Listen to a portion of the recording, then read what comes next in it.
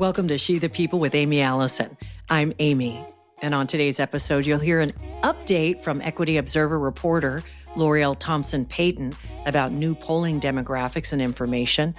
Also in this episode is my conversation with Dr. Christina Bejarano and Dr. Wendy, academics sharing their latest findings on women of color organizing on the ground and their work with the Kamala Harris Project. And stick around for our Joyful Noise segment at the end. Straight from Brazil.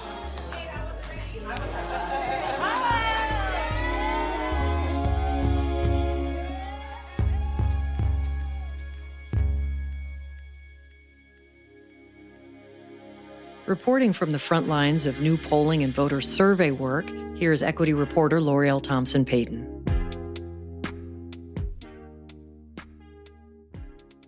If there's one thing research has taught political scientist Tabitha Bonilla, it's that people are complicated, and so are their political behaviors.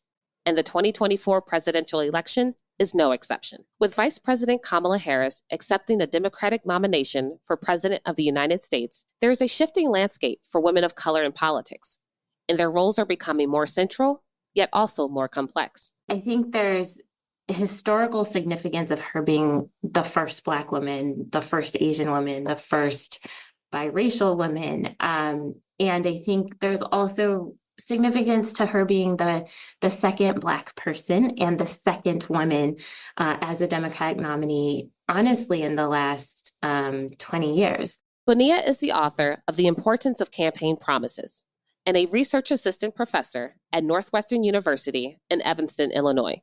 I think there's a lot of dynamics happening in an electorate that allows for it to happen. The electorate itself is diversifying. There are more voters of color than ever. Younger voters tend to be more progressive even than they used to.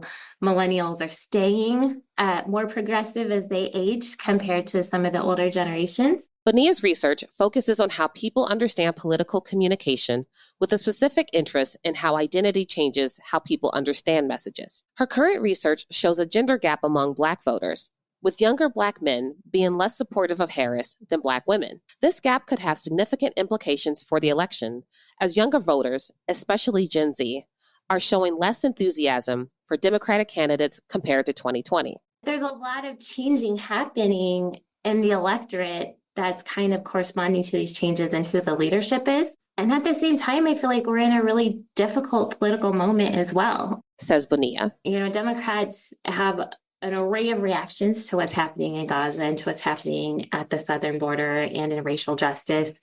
And, I think we're hearing a lot of the dissension within Democrats and in their responses to Democratic leaders. So I think it's really significant that she's taking leadership of this party at a time where, Democrats are not in complete agreement about what the future of the party and the policy positions of the party need to be. While women of color have long led progressive movements, the weight of always leading the charge is taking a toll, especially among Black women who've long driven political change. While their contributions are often celebrated, there's also a tendency to rely on Black women to push forward progressive agendas without addressing the exhaustion that comes with constantly being the solution. There's a dependence on women of color to drive the political agenda in a more progressive fashion. Women of color organizers, I think, have done this work historically, and I think they will probably continue to do so. But I also think there's a real acknowledgement of potential for exploitation, right? That might be happening if there's only dependence on them to do the work. It can't just be women of color producing it. People need to join women of color in organizing and mobilizing and voting for progressive change. For Bonilla, understanding voting patterns requires looking beyond just race or gender. Voters often identify with multiple aspects of their lives, such as profession or age, and those identities also shape their political priorities. People really are, of course, they would be savvy, and they want politicians to talk about what they think is important. As the country rapidly approaches the presidential election, there's no doubt women of color will continue to heavily influence American politics. But whether the political system can adequately support and uplift them remains to be seen. Thanks again to L'Oreal Thompson Payton. To never miss L'Oreal's reporting, subscribe to Equity Observer's newsletter at designobserver.com.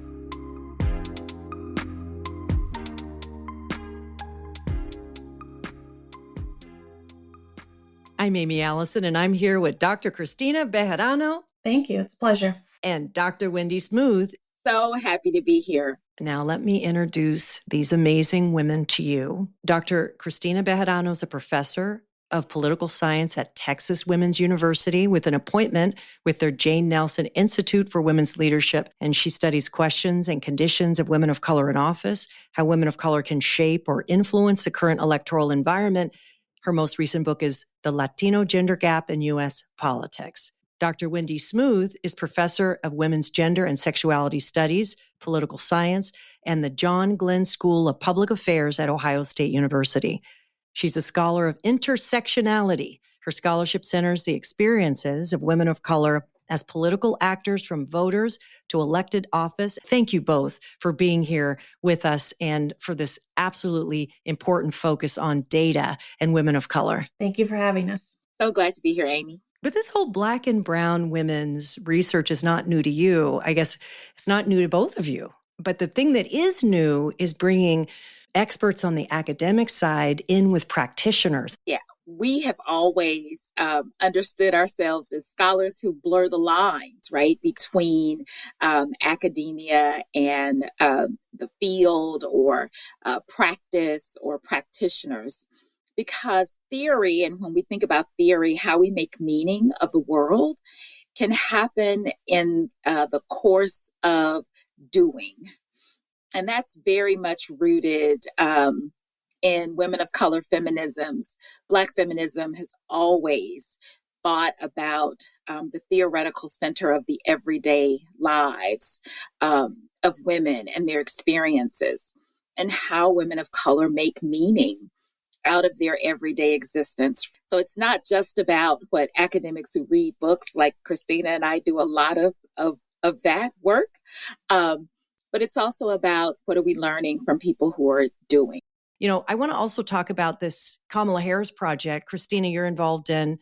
What's the Kamala Harris Project? Yes. So Wendy and I are both involved in it. Wendy has been involved with the group, I think, since they first started, which was as VP Harris was about to be VP Harris, and has continued through this campaign to include researchers that are not just political scientists, but political science, history, communications, public policy, all with the idea that we are going to bring the lens of gender and race to the table and say what we see going on with both how Harris is being treated in the campaigns, and then how she's doing her job as VP and potentially after what's going to happen if she becomes president. So I invited you together because of a recent article that you published, Women of Color Mobilizing. Sisters are doing it for themselves, from GOTV to running candidates for political office. So before we get into that article, what brought the two of you together?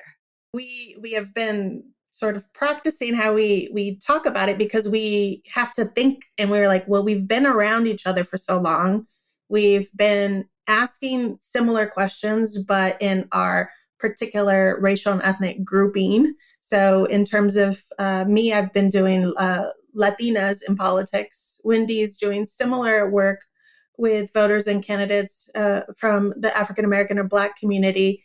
And we realized we can benefit from being able to talk to each other and being able to see, especially as there's coalitions among women of color. And I think Wendy can explain the pinpoint, like when did we actually come to start this larger project? Sure. As Christina has said, and we've kind of talked a little bit about, we're both trained as political scientists. We've been hanging out at conferences together. We've been on panels together for years. And we're looking down the row and kind of understanding, hey, Christina's asking some things that I'm very curious about as it relates to African-American women. And then the question was always, we don't know, very similar to your experiences with looking for data, Aimee. We don't know about the experiences of Asian American women in politics, or we don't know about the experiences of Native women in politics. And so Christina and I started to think about how do we bring these questions together in a more profound way. I invited Christina out to Columbus, Ohio. She was in Kansas at the time at University of Kansas, teaching and researching there.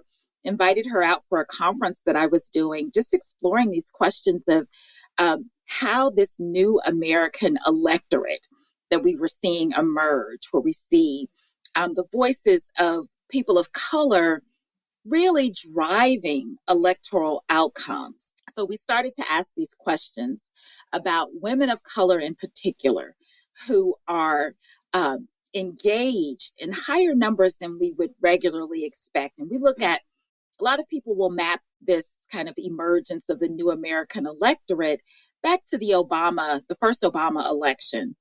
But Christina and I, when we're looking at data, we go back a little bit further because we could see the trends starting to emerge much earlier than that, when we were seeing women of color, particularly African-American women, voting at far higher numbers than we would expect, given what we know about their socioeconomic circumstances. And so we were also trying to figure out, we know voters don't just show up at the polls. Voters are mobilized to the polls. And we wanted to figure out who was doing the mobilizations. Well, and help complete that story, Christina, because it's who's doing the mobilization, why are women of color voting at the levels? What were some of the other base questions that you were trying through your collaboration to uncover? Right. So like Wendy said, we were talking about the increased voters, like you just said, increased candidates and increased candidate success for women of color. And we had each individually been going about that in our own separate ways, even our own separate research, but they were connected. And so we wanted to connect them to say it was women of color that were doing the organizing to bring about these changes in increased voter impact for minority communities, and an increased women of color who are running and who are being successful in winning. So that's where that article title comes from, the idea that these women of color are mobilizing their communities themselves. So taking it upon themselves to start organizations, to start coalitions, and to do a lot of the groundwork that we as political scientists had not been able to talk about, because in political science, we assume the organizations that's doing all the groundwork to increase the voters and get the candidates are political parties. And so we wanted to amplify and being able to talk about what's going on with women of color as leaders in their communities, starting organizations, and what have they been doing since. Is it fair to say that your research has shown that women of color are approaching building political power very differently than, let's say, your average white guy that's running for office? Absolutely. One of the things, as Christina keeps pointing back to, is this contrast in terms of the use of the political parties to galvanize candidates for public office, and then also to turn out voters in communities. What we were seeing as we began to talk to organizations across the country, and then also some just internal mapping of understanding where voters were showing up and where were we seeing these incredible surges in what we would think about as low propensity voters, voters that we don't think of. And that just for the rest of us, low propensity being. Absolutely. These are the voters who don't show up at every election. They may show up at occasionally for a presidential election. We also tend to think about socioeconomic demographics as mapping low propensity voters. So when voters are not continuously voting in every election cycle, they become more susceptible to the practice of voter purging, which I'll say is a natural component of our electoral process and system. You go in the system, you kick the tires, you make sure that the electorate that you are anticipating is still the current electorate. So you purge for people that you know are deceased and the like. But what we've seen in more recent times is that voter purging can often be a way that low propensity voters become further alienated from the political process.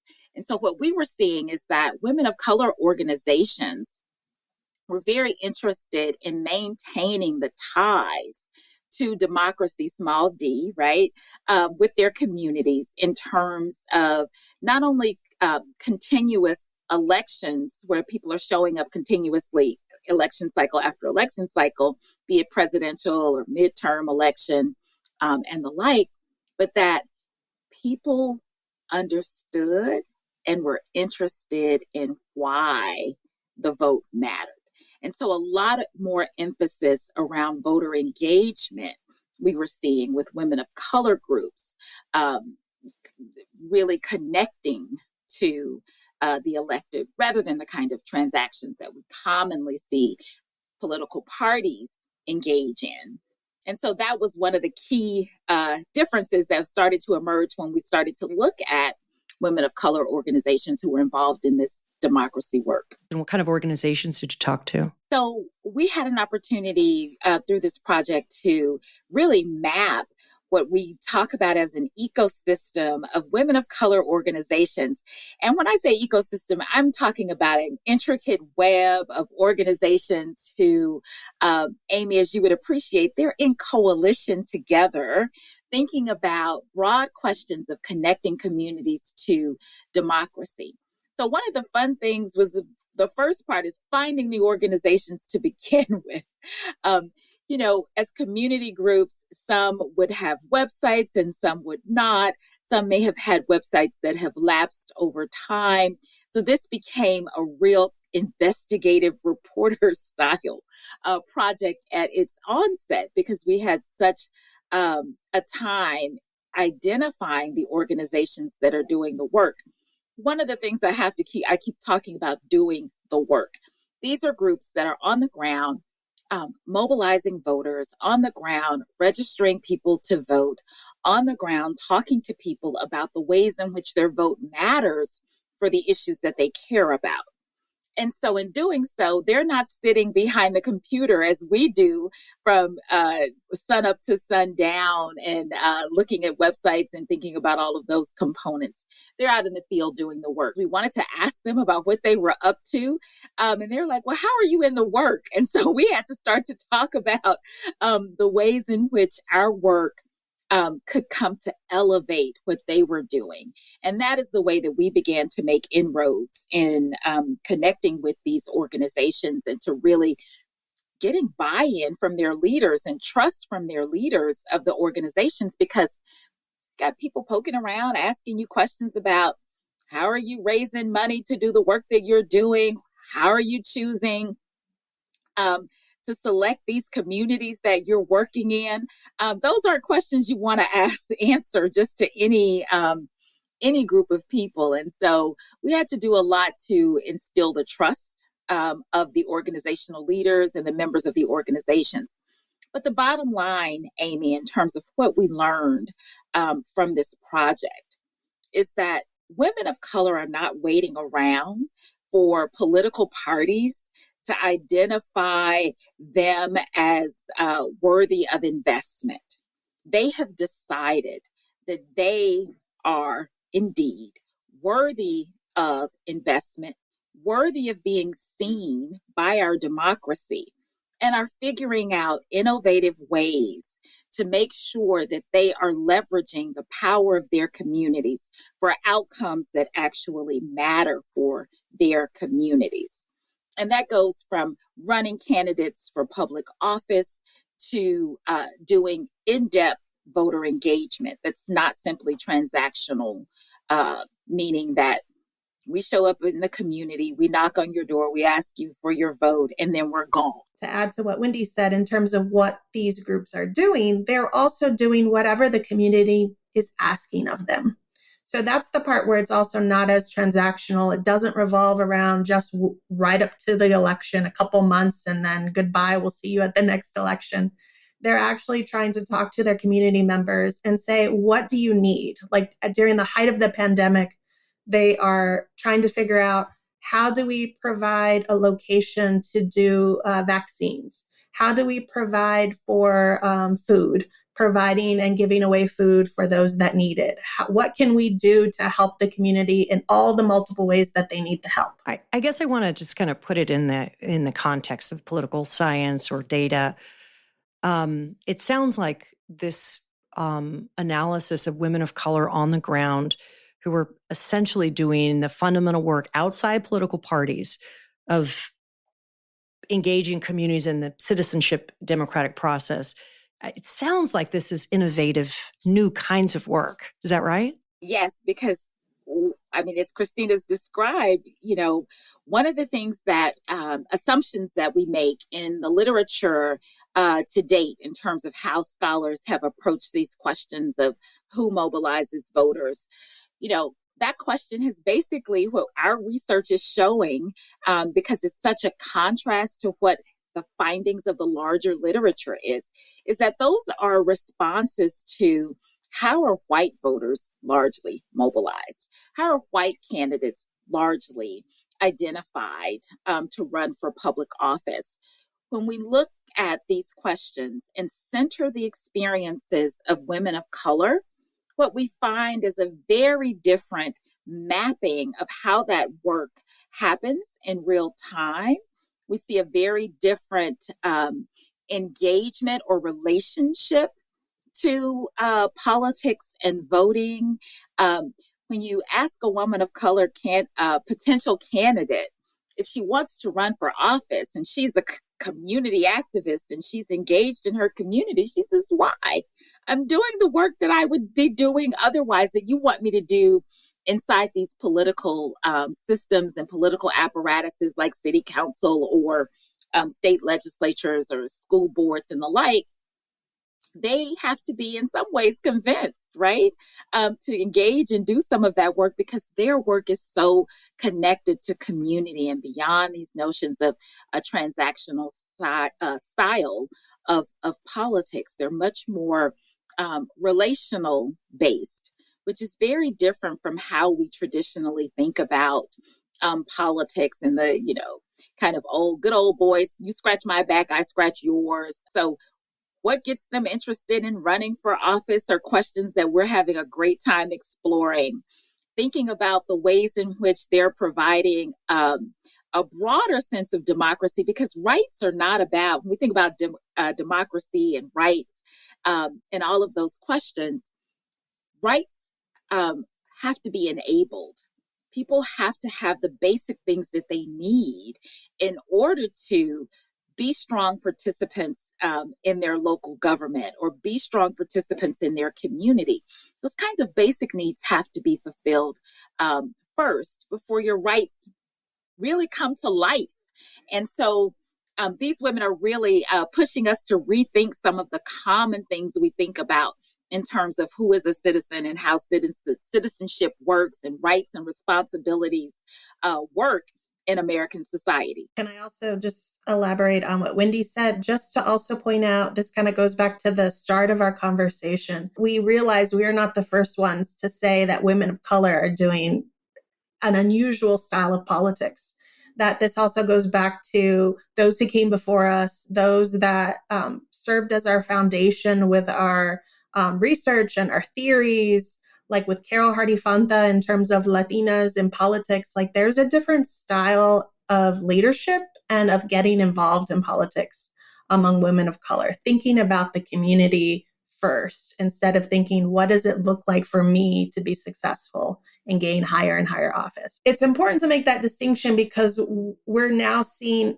that different style of leadership and in politics prove fruitful in this way for voter engagement and increased women of color as candidates. And we're also seeing this as as VP Harris being our presidential candidate, even talking in the debate this week about a different style of leadership and what it means for us to think about, what does a president look like? What do we want our president to do for us?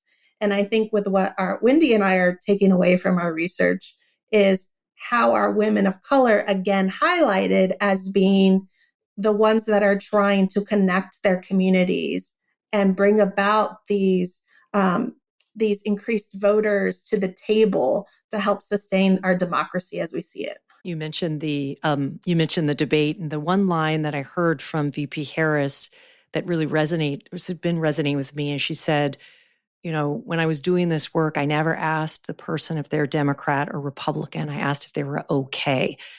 This is the brand of politics or the style of politics that you're talking about, isn't it? Yes. And so she even said, what I offer is a new generation of leadership. So again, some of our previous, I think Obama also did this as well, thinking about the different style of leadership and the connection to communities.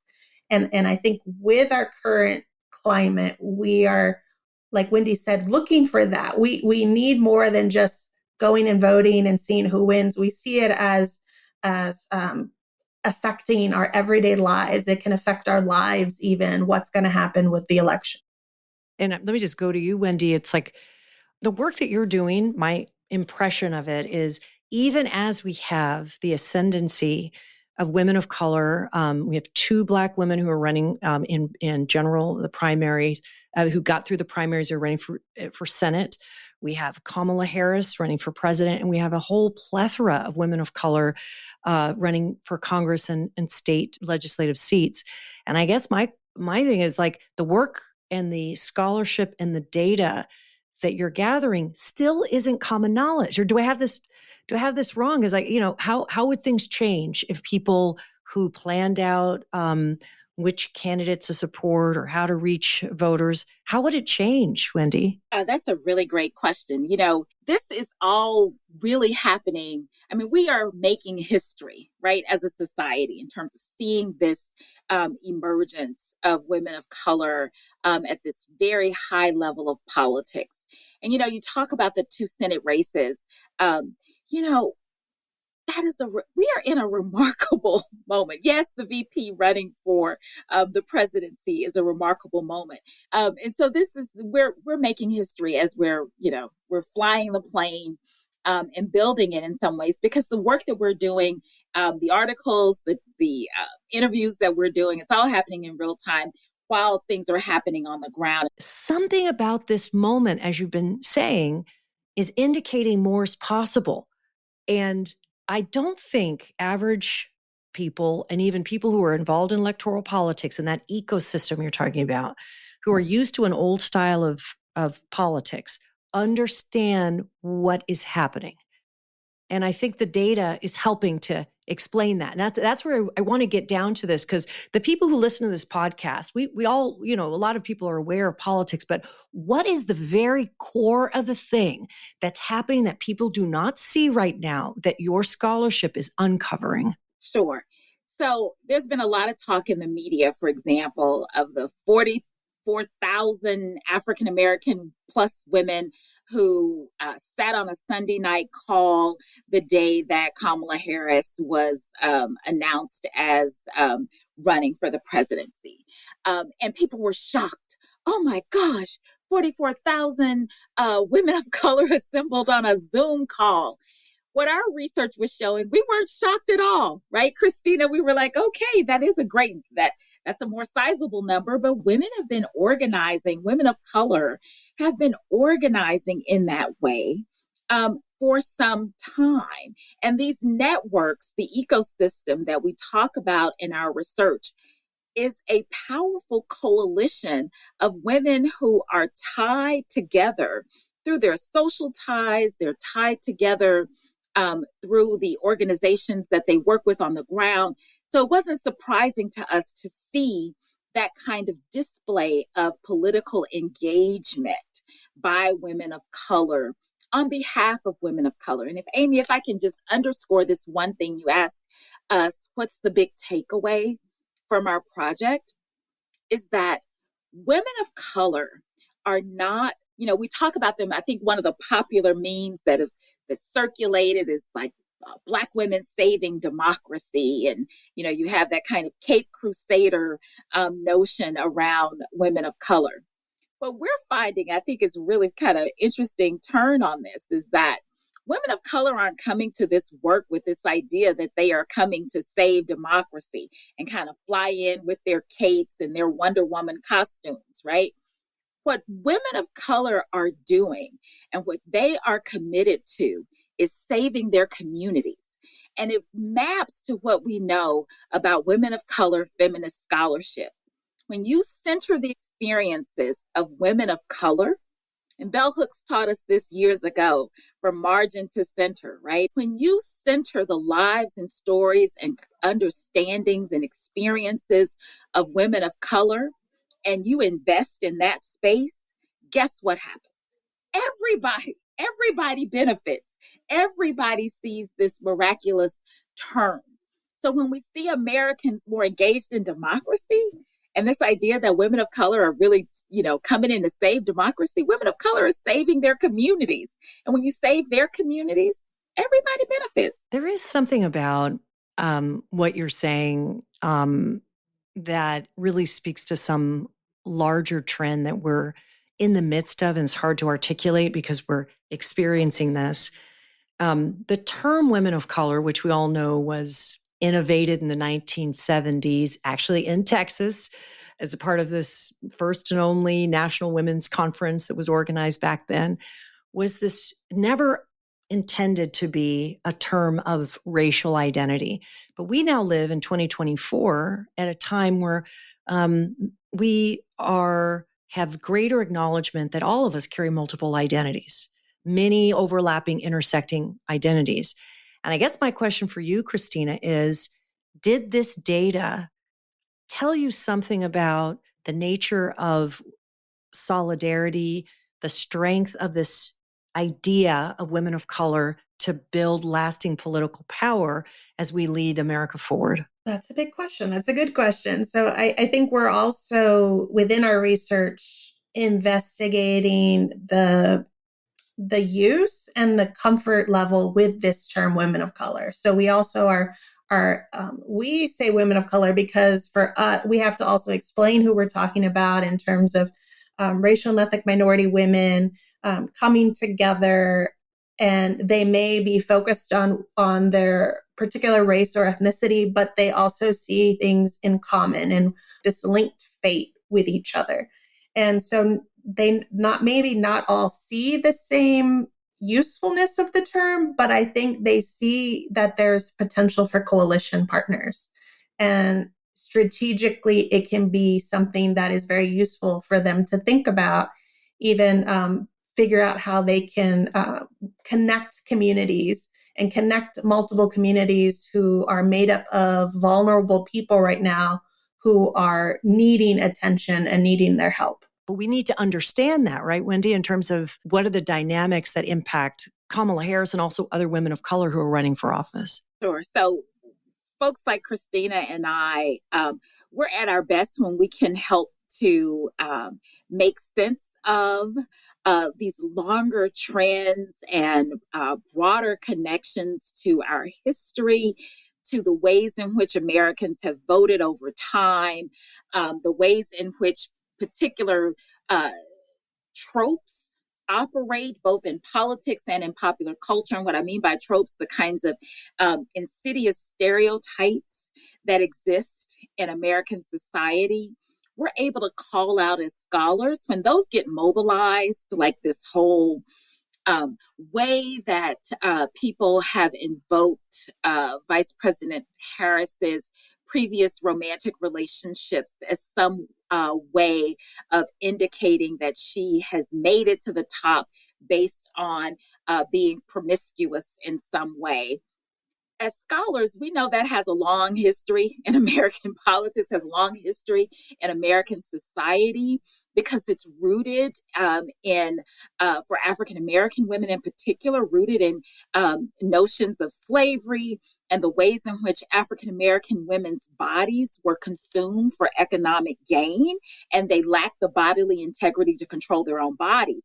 The way that we rationalize, and when I say we, I'm strictly using the American royal we, the way that our society rationalized that consumption of African American women's bodies for economic gain to produce the next generation of enslaved Africans was to say that African American women were highly promiscuous, that they were hypersexualized, that they yearned for a kind of sexual conquering. You put it in those terms and you're able to map it back to those realities of our U.S. history. What we see in our current media and political pundit conversations becomes all the more weighty because it is draped in a particular history of racialized and gendered understandings of African American womanhood. And when we unpack that, we understand the level of insult that is being drawn or leveraged towards Vice President Harris in different ways. Our scholarship does all of that hard work. That's a lot of work because we're hearing it, we read about it, and I would just say, as a biracial woman, that hearing Donald Trump question the identity of Kamala Harris reminded me of the first time my identity was questioned. It gets you deep in your DNA. And I would just say, Christina, like that's also an old tactic to try to define somebody someone else's identity. And also to tell you who you are. So that's also what Trump has done with Harris in terms of you just decided to be Black now. So this idea, and I think a lot of people of color have had this experience. So being told who you are, question whether you belong in America, whether you're an immigrant, well, how did you get here? Are you legal? And so all of this that may come with these negative stereotypes with our different and diverse identities, and being able to talk about it and try to help clarify what's going on. And even to our students, to journalists, to press, that's what I think we're trying to do as academics, is to try to help bring some clarity to what we see going on. We are people for whom the capacity to build power and change things is within our hands. Thank you both. And really, my last question for both of you is that, the research you're doing, that you've been doing for years, is speaking to this moment, this political cycle. And, I really want to hear from both of you, and I can start with you, Wendy. How is this moment to you? What is this moment to you? And what should it be for women of color, for whom you have dedicated your life's work to contributing an understanding of Black and brown women in this country? Yeah, that's a really great question, Aimee. As a woman of color, a Black woman, I definitely have benefited from the type of women that I have an opportunity to research. Part of my calling, my scholarly work, is to tell their stories. And when we tell their stories, we're telling the stories of America.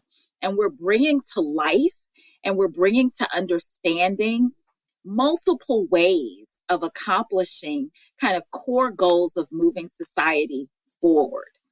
What we seek to do as in our sphere of influence is to bring value to that work, to allow others to see the connections between that work and the advancement of our democracy. When people feel included, it changes the way that we're able to engage. It changes the way that we're able to interact. And by us telling that story, bringing that story core front and center, it's our hope that reporters will begin to see the value of centering women of color. Funders who work to support this work will understand the importance of supporting broad coalitions of women of color working together, that you don't just put 5 pennies over here for this particular racial ethnic group and 5 pennies over here, that there are ways that you can fund these collectives and these organizations and these kind of fuzzy mobilizations. They deliver the work. And the more we're able to tell that story, the more that we're able to broaden who participates. Yeah. And Christina, I'm just thinking about the fact that right now we are in a really historic moment. So what is this, your scholarship, and this moment mean for you? It's I think a way that it's coming full circle for us as we were, I think both of us, Wendy and I, when we were starting to do our work, having to clarify why it's even important that we're looking at women of color. So we kept having to do those fights within our political science colleagues, basically saying, this is why I did 2 books on Latina vote, like one on Latina voters, one on Latina candidates. It's important. So I think it's really great to now see, okay, we're able to talk about the importance of women of color leaders in politics, and to also for us be able to amplify the important work that they're doing to bring more communities to politics, and to get people of color engaged, and to just amplify their voices and highlight the important work they're doing. So I think for Wendy and I know, especially for me, I feel it's hard to articulate this moment. So just to be able to give voice to these important women of color, and then also to be able to then say, oh, what are we doing for our ancestors, our community leaders, all of those heroes we talked about with the work that they've set up, and even our mothers. It's all coming full circle. So I think it energizes us to continue with the work that we're doing. It's got to feel good. It's got to feel good.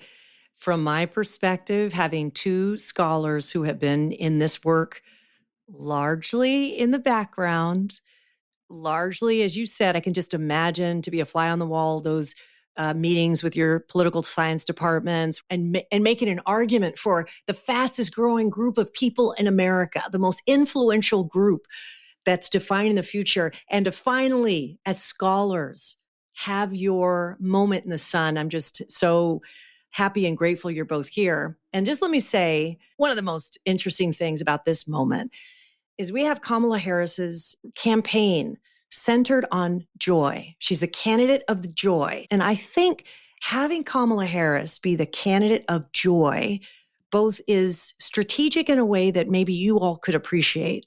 And it also really opens up the possibility that the work that we've been doing, much of it behind the scenes, can actually be this joyful revelation right now. It's amazing.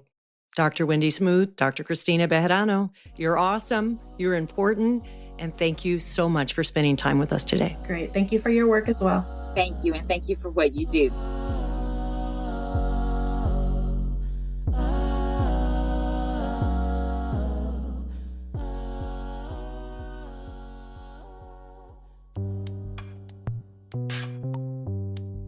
As always, here's joyful noise. I spent the last year in a fellowship with Black women's executive leadership, and it was my first time being surrounded by the global majority, which are Black women from all over the globe. And we ended the fellowship in Salvador de Bahia in Brazil. And as we were going through our leadership training, we spontaneously started dancing. And this is what it sounded like.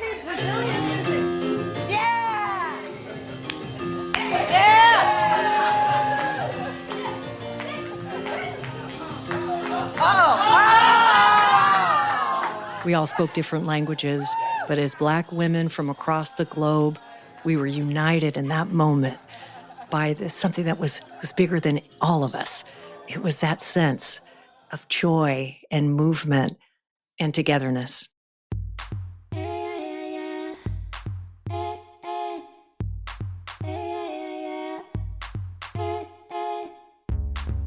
She the People with Aimee Allison is produced in collaboration with Design Observer. For more information about us and our guest list, plus a full transcript of the episode, check out our website at designobserver.com/shethepeople. And spread the joy. Make sure you're subscribed to She the People with Aimee Allison on the podcatcher of your choice, and share this episode with your friends. And don't forget to tag @Design Observer and @_She the People on whatever social media platform you're on. She the People's a registered trademark of Aimee Allison. Our thanks to Ruth Ann Harnish, Susan McPherson, Susan Sawyers, and Jonathan Speed for providing critical funding and other resources.